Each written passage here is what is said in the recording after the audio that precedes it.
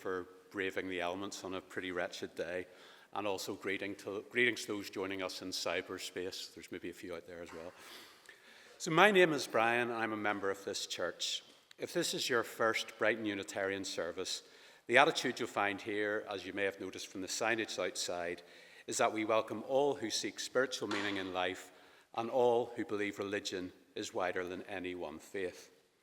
So when you hear the word God during the service, I'd invite you to interpret it in whatever way feels meaningful to you. So that could be divine presence, the ground of being, love, nature, mystery, or just the name we give to what lies beyond our understanding. And when you hear quotations that lean towards older, male-centered language, I invite you to understand these as encompassing humankind in general. But first, let us come together in prayer.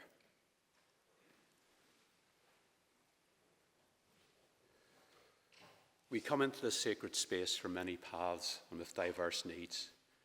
If you've come here seeking comfort, may your troubles be soothed.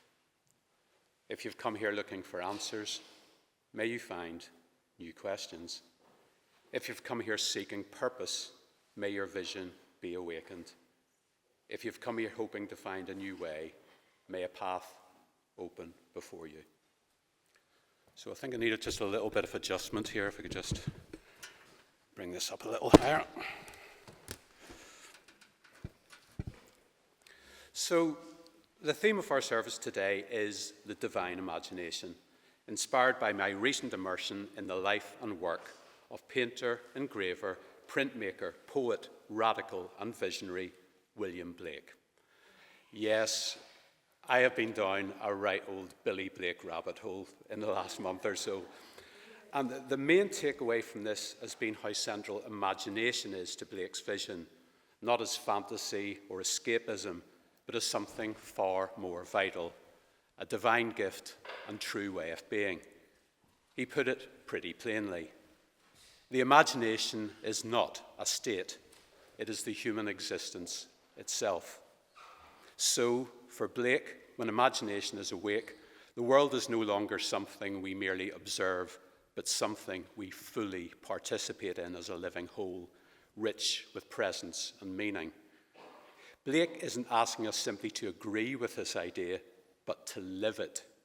These words, for instance, feel like a call to action. Awake, awake, O sleeper of the land of shadows. Wake, expand. Similarly, Blake implores us to know that every bird that cuts the airy way is an immense world of delight closed by your senses 5. Many creatives, and I know there's a lot of creative people here today, many creatives describe moments when ideas seem to come through them rather than from them, times when self-consciousness falls away, they lose track of time, and they feel most fully alive and present. And I get the feeling that that was almost Blake's default state of being. However, this morning won't just be one big Blake fest. I'll be drawing on other trusted sources that explore this theme of the imagination as divine. Sadly, though, we can't really claim Blake as a Unitarian. But as he came from a dissenting family and fiercely rejected institutionalized dogmatic religion, I think we can safely say that he was a spiritual fellow traveler. I'd also doubt that Blake was a big hymn singer, having only been in a church 3 times in his life, his baptism, his marriage, and his funeral. But I'm sure he'd have appreciated the sentiment of our first hymn today, not least the line, "Riches I heed not, nor world's empty praise." 151, Be Thou My Vision.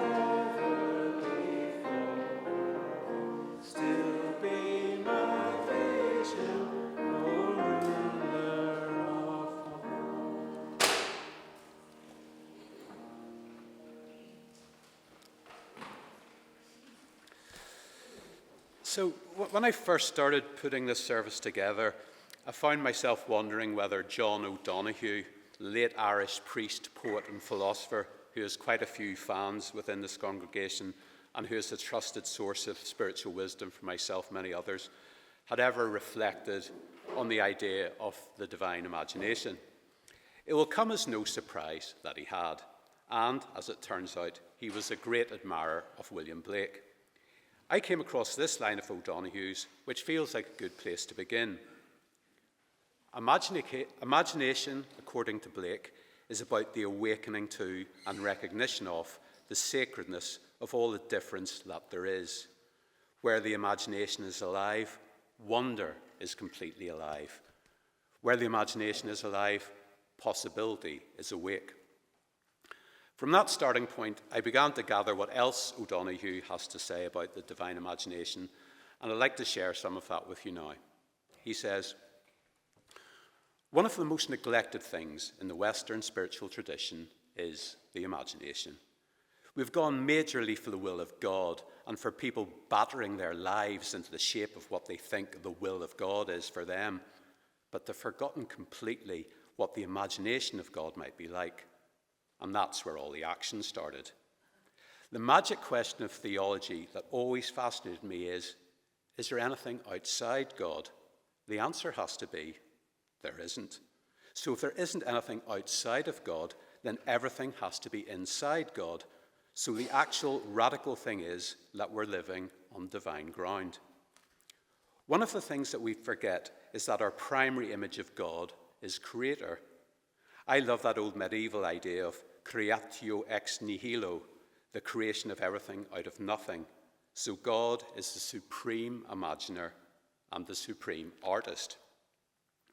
To put it another way, we are made in the image and likeness of the divine imagination. So every time you engage and awaken your imagination, you're in the presence of holy possibility. The imagination is the great friend of possibilities. Facts are interesting, but possibilities are infinitely more interesting. Everyone is involved, whether they like it or not, in the construction of their world. So it's never as given as it actually looks. You're always shaping it and building it. From that perspective, each of us is an artist. I believe that everyone has imagination. No matter how mature and adult and sophisticated a person might be, that person is still essentially an ex-baby. As children, we all lived in an imaginal world. And every night, when we sleep, we dream. A dream is a sophisticated imaginative text full of figures and drama that we send to ourselves. So I believe that deep in the heart of each of us, there's this imaginal capacity. The most important question for any human being is, how do you see yourself? Who do you think you are? What do you think is going on in you? And you can't read that with your superficial mind. You can only sense that with your imagination. All of this happens in the invisible realm. I think all the magic happens in the invisible world. But humans have a notorious impatience with the invisible. And yet, behind every face, there's something eternal going on. No one has seen the script for anyone else's life. It was a great risk for the divine to leave you alone with yourself, to create a beautiful creature like you, and then hand you over to yourself. So you have sacred duties to yourself. You're the custodian of sacred thresholds on which you stand alone. You have a divine calling to become aware of, to inhabit, and to actualize what has been entrusted to you.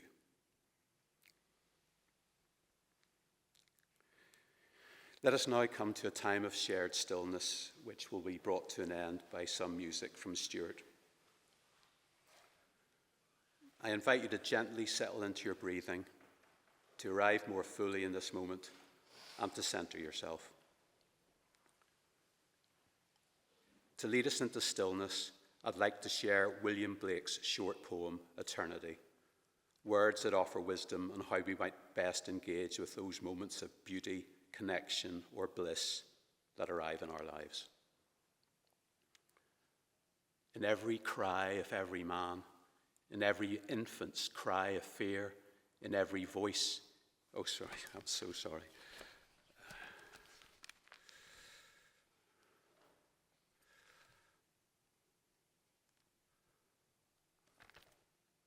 Sorry.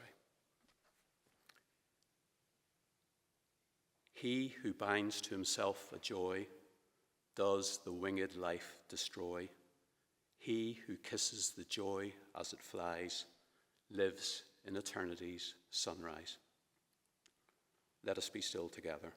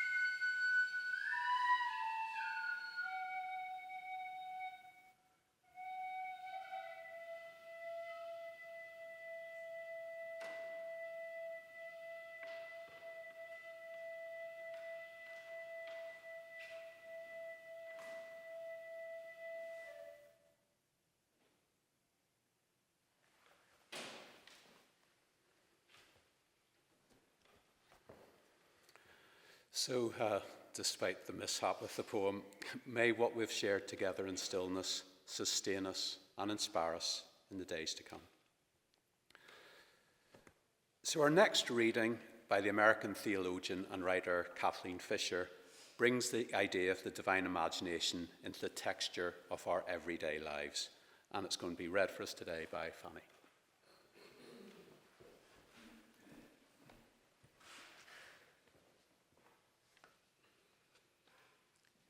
The imagination is the power of connection and relationship. It joins realms of experience, giving expression to their continuities. It is therefore the source of wholeness in the spiritual life. Many of us live the greater part of our lives on the surface of mystery. We are restless, aware that we exist on the threshold of something more. How, we wonder, can we connect with this mystery? The imagination enables us to cross over. It does this by opening us to the ultimate, infinite reality, to the depth at the heart of matter. Through the imagination, we're able to live out a sacramental vision of life. We open to the revelation that the particulars of existence are vessels of grace. The imagination enables us to see with a kind of double vision, taking in reality on several levels, all at once. This way of seeing nourishes the contemplative path of finding God in all things. We discover the rich and irreducible elements of existence, the lined and rugged face of an old man on a park bench, the exquisite colours of a red-winged blackbird, the pattern of clouds as a storm moves into the countryside. We see the details of existence, but in and through them, we encounter the invisible. In order to see with the imagination, we must cultivate a special kind of attentiveness. We have been taught to analyze and abstract. Not often have we learned a kind of loving awareness. This effort to dwell in two dimensions at once, ordinary events and God's presence in the ordinary, is a complex experience. Artists help us sustain this fresh way of seeing by showing us life's details in their individual colour and vividness. The imagination enables us to see deeply into life at its most ordinary level. It is here that grace appears. Because the imagination holds together matter and spirit in one experience, it allows us to affirm our connectedness to our bodies and the entire natural world. In the imagination's way of knowing, spirit emerges not as opposed to body, but as the body's inner reality. The imagination is a participatory way of entering into creation. Through it, we come to see ourselves as one with creation, not objective observers who took on the earth principally in terms of profit and technology. The imagination is also the seat of compassion. This flows from its ability to take us into the experience of the other, enabling us to feel another's emotion. No recognition of others is possible without the imagination. Along with compassion, the imagination keeps hope alive in us. We literally cannot accomplish what we cannot first imagine. Hopelessness is characterized by a sense of entrapment, of knowing no options. Imagination opens a way out by envisioning new possibilities. The imagination thus creates a sphere of freedom, a sphere in which we may move to bring about an alternative future. The revival of the imagination can connect us to the mystery in our midst, enrich our personal prayer, and enlarge our sense of the possible.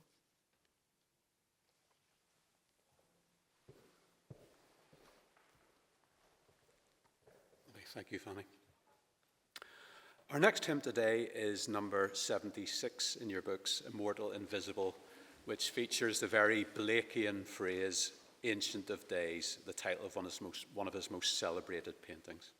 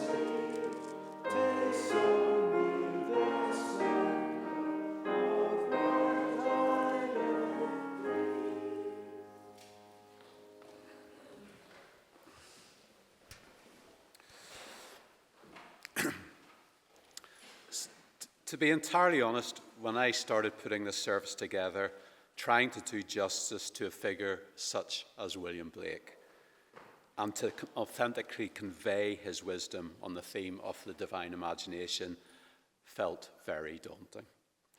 So I thought a good place to start might be by tracing my own fascination with Blake and some of the fruits of his wonderful divine imagination. As a rebellious Generation X teenager, I must have absorbed some sense of Blake being a countercultural icon, probably through him being name-checked by the likes of Allen Ginsberg, Bob Dylan, and Patti Smith. From my old paperback collection, I can see from a date I scribbled inside one book that I bought my first Blake volume when I was 19, freshly uprooted from Belfast to London at the height of Thatcherism, feeling alienated and displaced. I remember that these lines from Blake's poem, London, particularly resonated with me, evoking my experience of being skint, jobless, and shuffling around the West End, killing time and feeling sorry for myself. I wander through each chartered street, near where the chartered Thames does flow, and mark in every face I meet marks of weakness, marks of woe. In every cry of every man, in every infant's cry of fear, in every voice, in every ban, the mind-forged manacles I hear. However much societal conditions are to blame for human misery, there are few better phrases to describe the crippling effects of rumination, anxiety, dread, and self-loathing than mind-forged manacles.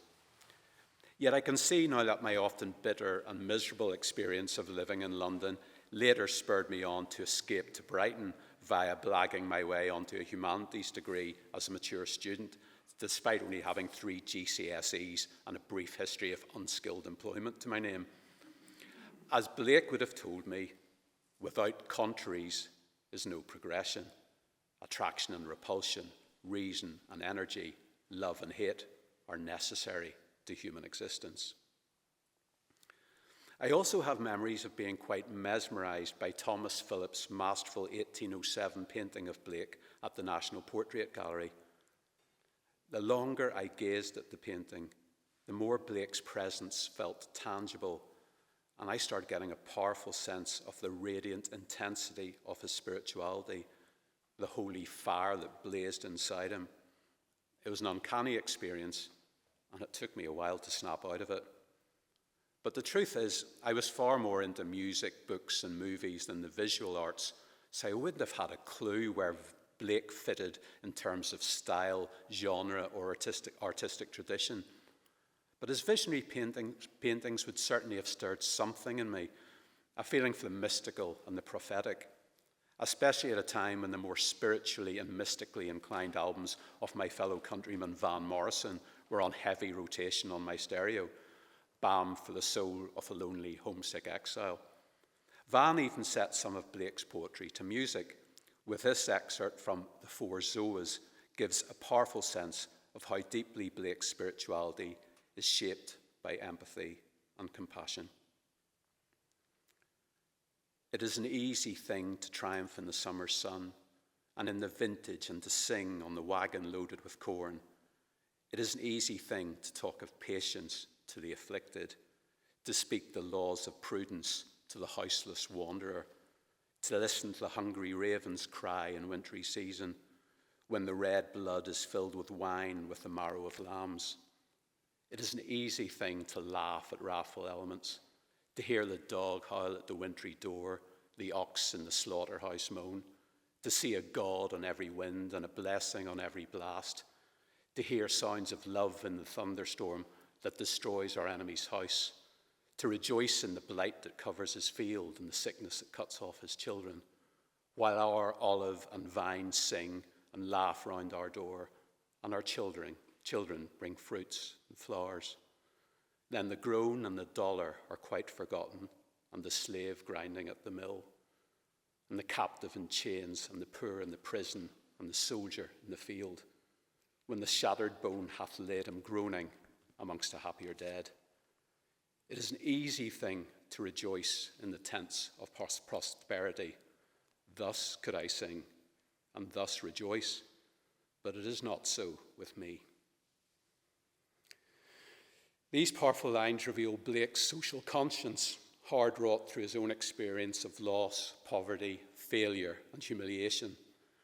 And it's worth remembering that however troubled we may feel by world events and social problems today, this kindly, sensitive man lived through decades of near constant war, political repression, and fear in a city where child chimney sweeps and child labour in general was a cruel daily reality, where public executions were a form of entertainment, where prisons overflowed with the poor, and where hunger and disease pressed in from every side.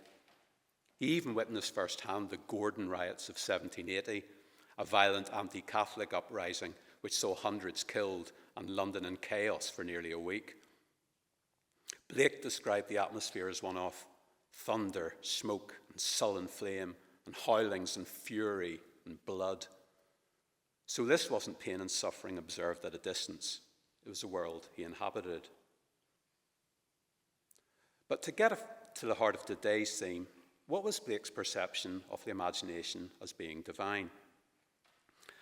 There's a passage from his letter to the Reverend John Trussler, who'd commissioned Blake to illustrate some of his texts, but had complained about the results being too imaginative, that capture Blake's thoughts beautifully. I feel that a man may be happy in this world, and I know that this world is a world of imagination and vision. Everything I paint in this world, but everybody does not see alike. To the eyes of a miser, a guinea is far more beautiful than the sun. and a bag worn with the use of money has more beautiful proportions than a vine filled with grapes. The tree which moves some to tears of joy is in the eyes of others only a green thing which stands in the way. Some see nature all ridicule and deformity, and by these I shall not regulate my proportions. And some scarce see nature at all, but to the eyes of the man of imagination, nature is imagination itself. As a man is, so he sees. And it's encouraging to see that this Blakean vision of the imagination continues to resonate with each new generation. Kay Tempest, for instance, quotes Blake at the start of all his books and is the current president of the Blake Society, which I've recently signed up to myself. It's only 25 quid a year. You join me in Kay Tempest. It's a bargain. At the same time, a steady stream of new books on Blake suggests that his ideas are being actively rediscovered and reimagined in our time. Which isn't to say that navigating Blake's world is always easy. I tend to get a bit lost in his mythological prophetic works, featuring figures such as Urizen, Los, Orc, and Enitharmon, a stellar cast of characters, but I struggle to keep track of who's doing what. But what matters here is that in Blake's mythology, Urizen represents narrow, controlling reason, placing strict rules and certainty over imagination and vitality. Blake shows him as an old lawmaker weaving nets of religion that confine freedom and repress desire. That context is important to understand when it comes to the last words I want to share on Blake, which come from Brighton-based writer John Higgs in his excellent book, William Blake versus the World. Because imagination seems such a trivial, effortless, daft thing that we do, to declare it to be the most precious quality of our world, as Blake did, might seem anticlimactic. But there are varying levels of imagination. What is trivial in our everyday lives can, in the mind of someone such as Blake, be profoundly powerful and overwhelming. Humanity is the only phenomenon we know of capable of experiencing the light of imagination. It appears to be an unlimited resource, and we have only just begun to explore it. If the world of imagination was a vast continent, then we have only wandered along the shore. We still have no idea of the marvels that await us upriver. Imagination is required for that most important and vital quality of life, the generation of enthusiasm. The word enthusiasm means to be inspired by the gods, and the gods, Blake reminds us, come from the imagination. It is through the imagination of human minds that purpose, meaning, and relevance enter this universe. For this reason, Blake viewed the imagination as divine.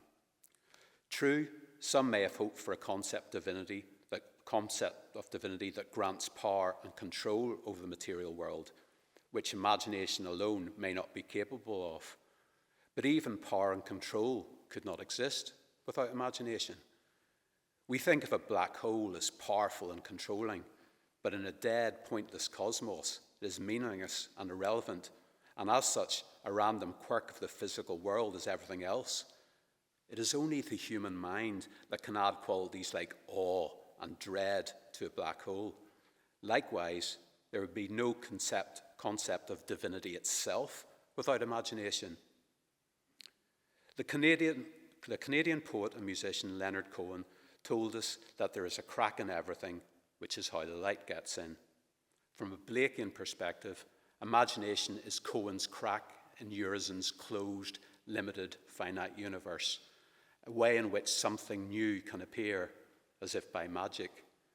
It is how the inspired, the world-changing, and the mundane can arrive from out of nowhere. More importantly, it is a direct challenge to Urizen's belief that he is the creator God of all that exists. This explains why, in Blake's mythology, imagination is the key to freeing Urizen from his delusions and shattering the self-imposed limitations on his perception. It is through imagination Blake promises us that we will be redeemed. So our last hymn today, as you might have guessed, is Jerusalem. And it has to be said that Blake would be turning in his grave to think it has been appropriated by some as a flag-waving anthem of narrow patriotism, when it's actually a poem of holy defiance, urging us to build a society where justice, compassion, and creative freedom can flourish.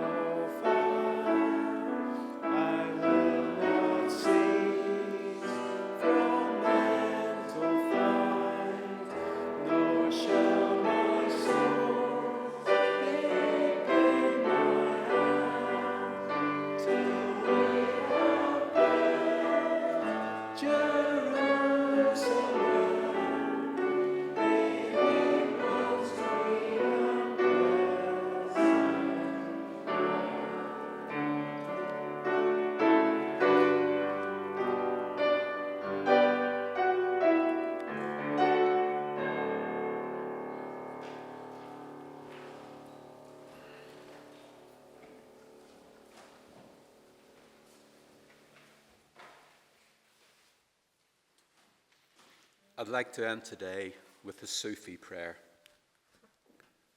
Raise us above the distinctions and differences which divide, and send us the peace of thy divine Spirit, and unite us all in thy perfect being.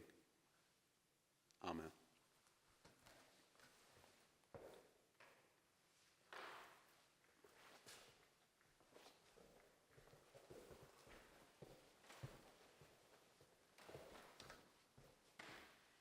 Thank you, Brian, for leading our service today. I don't know what to say, really. It's just incredible. Yes, absolutely. Thank you. Thank you, Stuart, for the music, which I know was challenging. Thank you, Pete, for setting up and tech support, Helen for making tea and coffee, and Charlie for crafting this fabulous new walnut chalice table.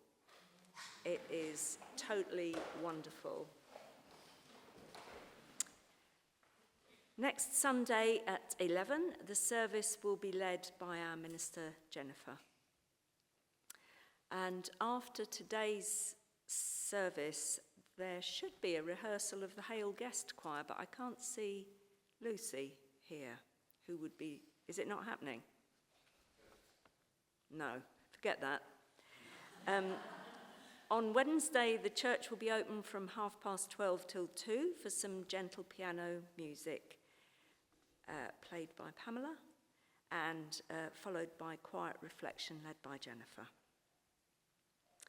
On Friday, the lunchtime concert is from 12:30 to 1:15, with refreshments being served in the hall from 12 o'clock. And performing will be Paul Richards on classical guitar, playing music of South America and Spain, with a sprinkling of jazz. What else have we got? The rota for making tea and coffee.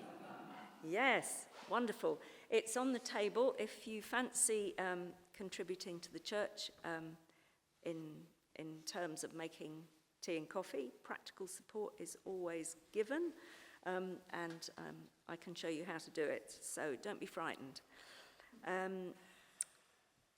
The greeting cards are remade into something special by Trish and Caroline, and they're on sale in aid of the church. Copies of Impulse are available in the foyer, and we'll be passing around bags for collection of any cash donations that you might have towards the upkeep of the church. And anything that you can give is gratefully received. There's also a card reader for larger amounts. I think that's it. I don't know, have we chosen our new charity, Matthew? No. So at the moment, any cash that for the tea and coffee can go in the red box for Sussex Night Stop. Thank you very much.